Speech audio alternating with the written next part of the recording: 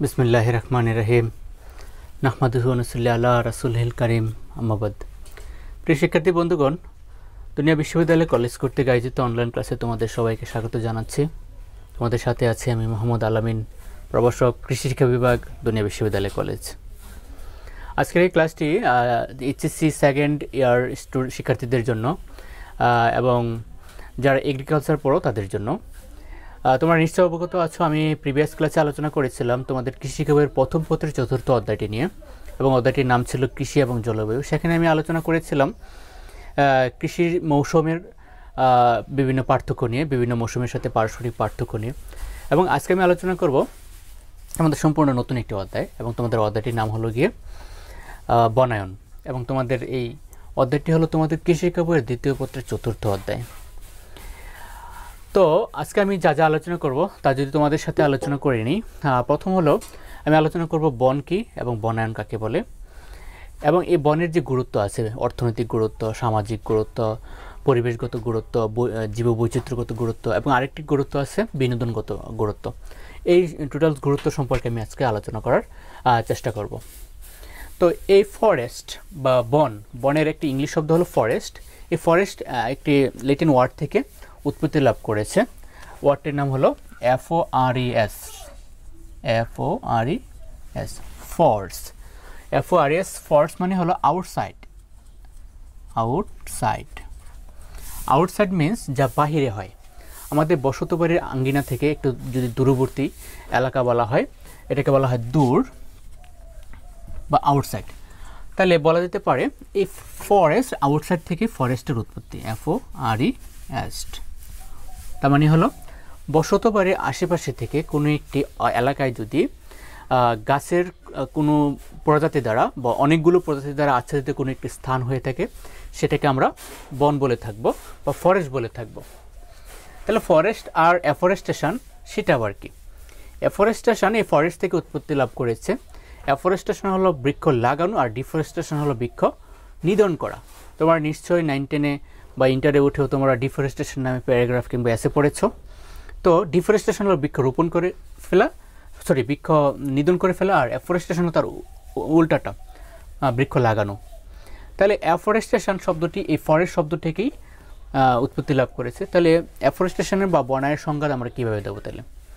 তাহলে যে জায়গায় গাছ বেড়ে ওঠানোর জন্য বা জীবের বৈচিত্র্য রক্ষার জন্য আমরা গাছ রোপণ, গাছের পরিচর্যা এবং ব্যবস্থাপনা করে থাকব, সেটা হলো বনায়ন বা এফরেস্টেশন। আর বন তো তোমরা অলরেডি বুঝেছো। তাহলে এই বনের বেশ কিছু গুরুত্ব রয়েছে। প্রথম গুরুত্বটা হলো তার অর্থনৈতিক গুরুত্ব। কারণ আমরা বেঁচে থেকে আমরা জীব, আমরা কিন্তু সবসময় কোনো একটি গাছের উপর বা কোনো একটি প্রাণীর উপর ডিপেন্ডেন্ট। তো আমরা প্রতিদিন অনেক কিছু খেয়ে থাকি, তার ভিতরে ম্যাক্সিমাম মেজরিটি আসে কিন্তু আমাদের এই গাছ থেকে বা ঘাস থেকে বা সবজি থেকে। তো এই গুরুত্বটা মূলত ম্যাক্সিমাম মিটিয়ে থাকে বন। তাহলে প্রথম যে গুরুত্বটা, এটা হলো অর্থনৈতিক গুরুত্বের প্রথম গুরুত্বটা হলো আমরা গাছ থেকে বা বন থেকে আমরা কাঠ আনি। সেখানে এই কাঠ থেকে আমরা বিভিন্ন ধরনের আসবাবপত্র আমরা তৈরি করে থাকি। যেমন আমরা যদি বলি আমাদের ঘরের যে আসবাবপত্র, খাট বলি, চেয়ার বলি, টেবিল বলি, আলমারি বলি, সব কিছু কিন্তু আমরা কাঠ দিয়ে বানাতে পারি।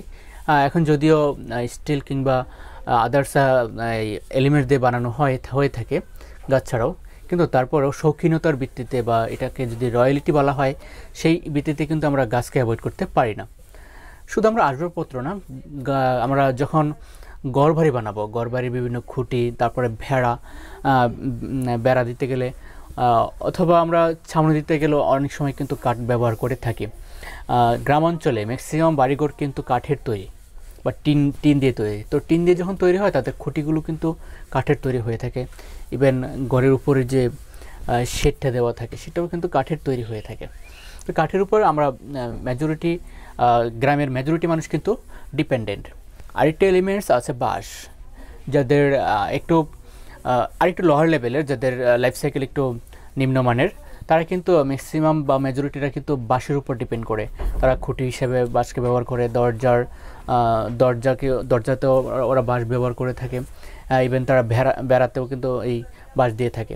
বাঁশ দিয়ে ওরা বিভিন্ন চাটাই ব্যবহার করে তৈরি করে, বিভিন্ন ধরনের ইনস্ট্রুমেন্ট ইউজ করে।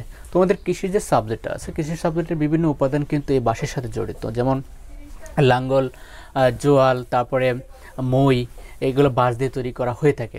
আবার কখনো কখনো দেখা যায় এগুলো কাঠ দিয়েও তৈরি করে, যেমন লাঙ্গলের যে ফলাটা আছে, এল সিস্টেমের যে ফলাটা, এটা কিন্তু কাঠ থেকে তৈরি হয়ে থাকে। আর এটার সাথে কিছু জয়েন্ট থাকে, জয়েন্টটা বাঁশও দিতে পারে কখনো, আবার কখনো কাঠেরও হয়ে থাকে। দুইটা গরুকে জয়েন করার জন্য, দুইটা গরুকে একসাথে হাল চাষ করার জন্য তার মাঝে একটা জোয়াল দেয়। এই জোয়ালটা হয় বাঁশের তৈরি, নয় কাঠের তৈরি। তাহলে কৃষির যে উপাদানগুলো আছে, কৃষির যে ইনস্ট্রুমেন্টগুলো আছে, এগুলো কিন্তু কাঠ বা বাঁশ থেকে তৈরি করা হয়ে থাকে। আরেকটি উপাদান হলো শিল্পের কাঁচামাল হিসাবে কিন্তু আমরা এই কাঠকে ব্যবহার করতে পারি, বনকে ব্যবহার করতে পারি। বনের বিভিন্ন উপাদান শিল্পের কাঁচামাল হিসেবে ব্যবহার হয়ে থাকে। যেমন শিল্প, আমার কী কী শিল্প আছে বাংলাদেশে কাগজ শিল্প আছে, রেয়ন শিল্প আছে, তারপরে আরও কিছু শিল্প আছে, যেমন কুটির শিল্প আছে। এই শিল্পের সকল কাঁচামাল কিন্তু আমরা বন থেকে পেয়ে থাকি। যেমন আমি যদি বলি কাগজ শিল্পটা, কাগজের যে শিল্প, এই শিল্পের ভিতরে আমরা কাঠ ব্যবহার করি, নয় আমরা বাঁশ ব্যবহার করি, অথবা আখের ছোবড়া ব্যবহার করে থাকি আমরা কাগজ বানানোর জন্য। রেয়ন শিল্পেও ঠিক তদ্রূপ, আমরা স্পেশাল বিশেষ কিছু কাঠ ব্যবহার করে থাকি, তাও কিন্তু বন থেকে আসে। ঠিক তেমনি কুটির শিল্পে আমরা ম্যাক্সিমাম বাঁশ ব্যবহার করে থাকি। বাঁশ ছাড়াও ছোটো ছোটো কাঠ আছে, কাঠগুলো আমরা ব্যবহার করে থাকি, তা কিন্তু আসে গিয়ে এই বন থেকে। তো এই অর্থনৈতিক গুরুত্ব হিসাবে কিন্তু বনের গুরুত্বটা খুব বেশি। এবং আরেকটি জিনিস আমরা অলরেডি বলা হয়ে গেছে কুটির শিল্পের যে বিষয়টা, আর এটা হলো ভেষজ দ্রব্য। কিছু কিছু ভেষজ উদ্ভিদ আছে, যে উদ্ভিদগুলো আমাদের অনেক রোগ নিরাময় করে থাকে, যেমন বাসক আছে, তুলসী আছে, নিম আছে, আর অনেক ধরনের নাম জানা অনেক ধরনের গাছ আছে, যা সাধারণত বন এই আমাদের চাহিদাটা মিটিয়ে থাকে। এবং আরেকটু হলো যে মানবসৃষ্ট কিছু মৌচাকের বাসা তো আমরা মৌচাক তো বা মৌমাছি তো পালন করেই থাকি, কিন্তু তাছাড়াও কৃত্রিমভাবে বা প্রাকৃতিকভাবে যে বনে যে মৌমাছিগুলো পাওয়া যায়, সেখানে প্রচুর পরিমাণে আমরা মধু সংগ্রহ করতে পারি, এবং সেই মৌচাক থেকে আমরা মোমও সংগ্রহ করতে পারি। তো এই হিসেবে বোঝা যায় যে তার বনের অর্থনৈতিক গুরুত্বটা খুব বেশি গুরুত্বপূর্ণ। এবং বনের আরেকটি গুরুত্ব আছে গিয়ে পরিবেশগত গুরুত্ব। পরিবেশের রক্ষায় বনের ভূমিকা সবচেয়ে বেশি গুরুত্বপূর্ণ। কোনো একটি দেশের প্রাকৃতিক ভারসাম্য রক্ষার জন্য 25% বনভূমি থাকা দরকার, কিন্তু বাংলাদেশে কিন্তু তদ্রূপ নেই। বাংলাদেশে রিসেন্ট গত সাম্প্রতিক বছরের গবেষণা দেখা যাচ্ছে 2018-19-এ বাংলাদেশে মাত্র রয়েছে 16 বনের পরিমাণ মোট আয়তনের তুলনায়। তাহলে ওই ক্ষেত্রে দেখা যায় বাংলাদেশের আরও কিছু জমি বা বন আমাদের দরকার, যেখানে আমাদের প্রাকৃতিক ব্যালেন্স রক্ষার জন্য। তো আমি যদি এখন বলি পরিবেশগত গুরুত্বটা আসলে কী, কতটুকু গুরুত্ব আছে, সেই গুরুত্বটা নিয়ে আমি একটু আলোচনা করার চেষ্টা করি। দেখো, পরিবেশগত গুরুত্বের ভিতরে প্রথম আছে কি ভূমিক্ষয় রোধ। ভূমিক্ষয় মানে মাটি ক্ষয় রোধ। মাটি কিন্তু ক্ষয় হয় বৃষ্টির পানিতে, বন্যার পানিতে, বন্যার স্রোতে, সবসময় এটা ক্ষয় হতে থাকে। কিন্তু গাছ যখন একটা জায়গায় রোপণ হয়, গাছ যখন একটা জায়গায় দাঁড়িয়ে থাকে, তখন তার শিকড়গুলো মাটির অনেক গভীরে চলে যায়। তখন এখান দিয়ে পানি প্রবাহিত হওয়ার সময় তার একটা বাধা প্রাপ্ত হয়। এই বাধা প্রাপ্ত হলে গাছের শিকড়ে গিয়ে মাটিটা জমে থাকে, সেখানে আর মাটির কোনো ক্ষয় হয় না। তো এই মাটি ক্ষয় রোধে গাছের বিশাল বড় একটি ভূমিকা রয়েছে, বা বনের বিশাল বড় একটা ভূমিকা রয়েছে। আরেকটি ভূমিকা হলো বৃষ্টিপাত ঘটানো। বৃষ্টিপাত ঘটানোর ক্ষেত্রে মুখ্য একটি ভূমিকা পালন করে থাকে মূলত সমুদ্র বা নদীগুলো, কিন্তু তার চেয়ে পরের যে ভূমিকাটা পালন করে সেটা হলো গিয়ে মূলত গাছ। গাছ কীভাবে আমাদের বৃষ্টিপাত ঘটাইতে সহযোগিতা করে? দেখো, গাছ কিন্তু প্রতিনিয়ত রেসপিরেশন করে, প্রশোধন প্রক্রিয়ায় অতিরিক্ত পানি শরীর থেকে বের করে দেয়। কিছু পানি সে আবার প্রয়োজনের তাগিদে শিকড়ের সাহায্যে সে মাটি থেকে সে শুষে নেয়। তো অতিরিক্ত পানি কিন্তু সে প্রতিনিয়ত বের করে দিচ্ছে, এই জন্য গাছের নিচে আমরা বসলে একটু ঠান্ডা অনুভব করি। তো এই পানিটা বাষ্প আকারে বের হয়, এটা পরবর্তীতে আকাশে গিয়ে এটা ঘনীভূত হয়ে বৃষ্টি আকারে মাটিতে নেমে আসে। তো যে এলাকায় মূলত হয় না, এই বাষ্প যায় না, সমুদ্রের পানি যায় না, সেখানে কিন্তু মূলত এই বৃষ্টিপাতটা ঘটে থাকে মূলত এই গাছের প্রচ্ছদনের কারণে। পৃথিবীর সবচেয়ে বড় একটি জঙ্গলের নাম হলো আমাজন বন বা আমাজন জঙ্গল। সেখানে কিন্তু প্রতিনিয়তই সারা বছরই বৃষ্টিপাত হয়ে থাকে। একটাই কারণ, সেখানে প্রচুর গাছপালা এবং সেই গাছপালার প্রশোধনের কারণে প্রচুর পরিমাণে বাষ্প আকারে পানি বের হয়ে যাচ্ছে, সেই পানি পরবর্তী ঘনীভূত হয়ে সেখানে আবারও বৃষ্টিপাত হচ্ছে। তো বৃষ্টিপাত ঘটানোর ক্ষেত্রে এই বন বা গাছের ভূমিকা সবচেয়ে বেশি গুরুত্বপূর্ণ। আরেকটি ভূমিকা হলো সুষম জলবায়ু রক্ষা। জলবায়ু সম্পর্কে আমি তোমাদের ডিটেলস আলোচনা করেছি। জলবায়ুর অনেক উপাদান সেখানে রয়েছে, তাপমাত্রা রয়েছে, তারপরে আর্দ্রতা রয়েছে।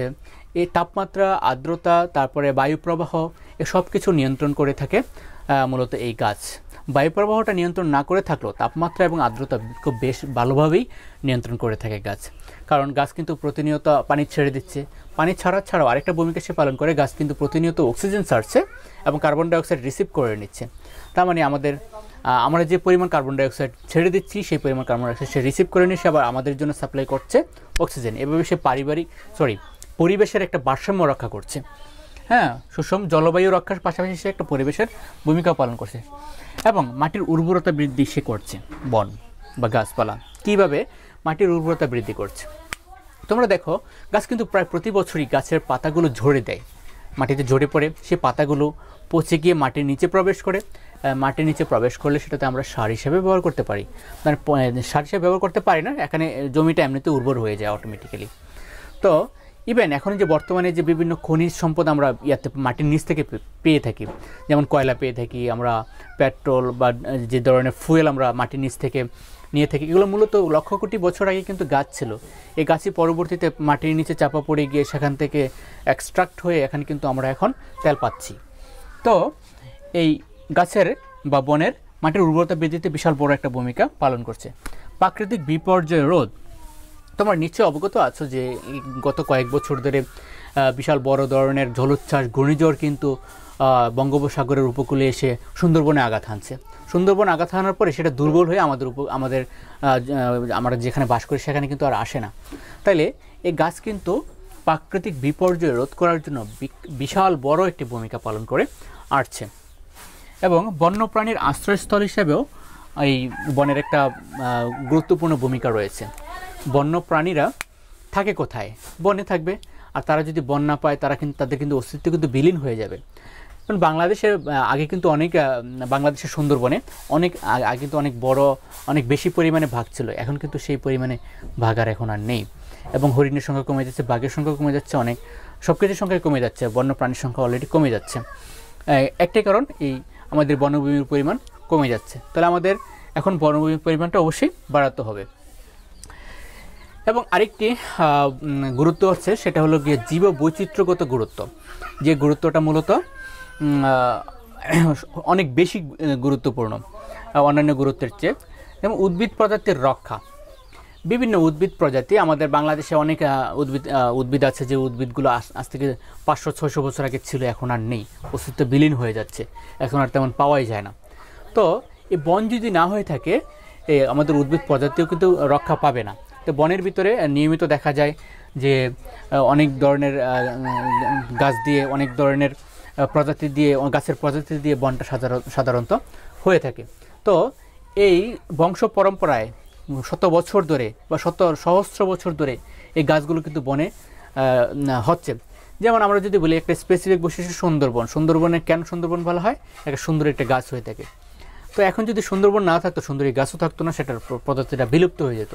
প্রজাতি বিলুপ্তির হাতে রক্ষার জন্য আমাদের একটা বন দরকার। এই বনের ভিতরে উদ্ভিদ প্রজাতিটা রক্ষা পাবে। এবং প্রাণী প্রজাতির রক্ষা, কিছু কিছু প্রাণী আছে যে ডাঙ্গায় থাকতে পারে না, আমাদের বাড়ির আশেপাশে থাকতে পারবে না, তাদের জন্য একটা স্পেসিফিক বন দিতে হবে। এই বন থাকলে সাধারণত এই প্রাণীগুলো বেঁচে থাকতে পারবে। আমি যদি এখানে লোকালে যদি ভাগ নিয়ে আসি, লোকালে যদি হরিণ নিয়ে আসি, তারা কিন্তু বেঁচে থাকতে পারবে না, কারণ তাদের অস্তিত্বের জন্য দরকার হলো কি একটা বন। সেই বনই তাদেরকে আশ্রয় দিচ্ছে, এই প্রাণীরা সেখানে কিন্তু থাকতে পারছে। এবং আরেকটি বিষয় হলো কীটপতঙ্গ রক্ষা। কীটপতঙ্গ মানে হল পোকামাকড়। পোকামাকড়ের কিছু উপকার দিক আছে, কিছু অপকার দিক আছে। পৃথিবী থেকে যদি পোকামাকড় চলে যায়, পৃথিবীর অস্তিত্বহীন হয়ে যাবে। কারণটা কি? কারণ হলো আমাদের বেঁচে থাকার জন্য অনেক মৌমাছি থাকে। এই মৌমাছিরা কী করে? ফুলে ফুলে ঘুরে বেড়ায়। তাই ফুলে ফুলে ঘুরে বেড়ানোর সময় সে পরাগায়ন ঘটায়। পরাগায়ন ঘটালে আমরা সেই ফুলটা পরবর্তীতে ফলে রূপান্তরিত হয়। এবং অসংখ্য পরাগায়ন ঘটিয়ে থাকে পতঙ্গরা। শুধু প্রজাপতি না, পিঁপড়াও পতঙ্গ ঘটায় থাকে। তাহলে এই পতঙ্গরা যদি নাই থাকে, আমাদের কিন্তু পরাগায়ন ঘটবে না। আর পরাগায়ন যদি না ঘটে, পৃথিবীর অস্তিত্বটাই বিলীন হয়ে যাবে। কারণ সেখানে ফুল হবে ঠিকই, ফল আর হবে না। ফল না হলে আমরা খাবো কি? আমরা না খাইতে পারলে আমরা তো না খেয়ে মরে যাব। তো কীটপতঙ্গ রক্ষার ক্ষেত্রে এই বনের একটা বিশাল বড় ভূমিকা রয়েছে। অণুজীব রক্ষা, অণুজীব মূলত যা প্যাথোজেন বা যেটা মাইক্রোস্কোপিক, যেটা দেখা যায় না, আমরা খালি চোখে আমরা দেখতে পারি না, তো অণুজীবও কিন্তু এই ইয়াতে থাকে, এই বনের ভিতরে থাকে। কারণ এই অণুজীবরা তাদের লাইফ সাইকেল কমপ্লিট করে কোনো একটা নির্দিষ্ট এরিয়াতে, সেখানে পাতার উপরে বা বাকলের ভিতরে, বাকলের বাইরে, সেখানে কিন্তু ওরা বেঁচে থাকে। তো ওরা যখন ওখানে থাকে, এই পরিবেশটা যদি আমরা নষ্ট করে দিই, তখন ওরা ওখানে তো আর থাকতে পারবে না। তাহলে অণুজীব রক্ষার ক্ষেত্রে এই জীবের বনের বড় একটা ভূমিকা রয়েছে। অণুজীব রক্ষার পাশাপাশি বনের আরেকটি গুরুত্ব রয়েছে, সেটা হলো প্রাণীর খাদ্যচক্র অব্যাহত রাখা। ম্যাক্সিমাম প্রাণী যেমন ডাঙ্গায় থাকে, জলে থাকে, ঠিক তেমনি বনেও থাকতে পারে। বনে যারা থাকে তাদের খাদ্যচক্র কিন্তু এই প্রাণীর খাদ্যচক্র কিন্তু এই বনের উপর ডিপেন্ডেন্ট। যেমন প্রাণীর খাদ্যচক্র যদি আমরা দেখি, আমরা ছোটোবেলা থেকে পড়ে আসছি, যেমন বনে ব্যাঙ থাকতে পারে, এই সাপ ব্যাঙ খেয়ে ফেলে এবং এই সাপকে আবার ঈগল খায়। এই ঈগল আবার পরবর্তীতে মরে গিয়ে মাটির নিচে প্রবেশ করে, সেই মাটি পরবর্তীতে উর্বর হয়ে সে উর্বরতা আবার গাছ নেয়। এভাবে কিন্তু তার একটি খাদ্যচক্র চলতে থাকে। এই খাদ্যচক্র রক্ষার জন্য শুধু একটা খাদ্যচক্র না, সেখানে অসংখ্য খাদ্যচক্র কিন্তু চলে প্রতিটি বনের ভিতরে। এই প্রাণীর খাদ্যচক্র অব্যাহত রাখার জন্য কিন্তু আমাদের বন প্রয়োজন এবং বনের গুরুত্বপূর্ণ একটি ভূমিকা রয়েছে। এবং জীবের আন্তঃসম্পর্ক রক্ষার জন্য এই বনের ভূমিকা রয়েছে।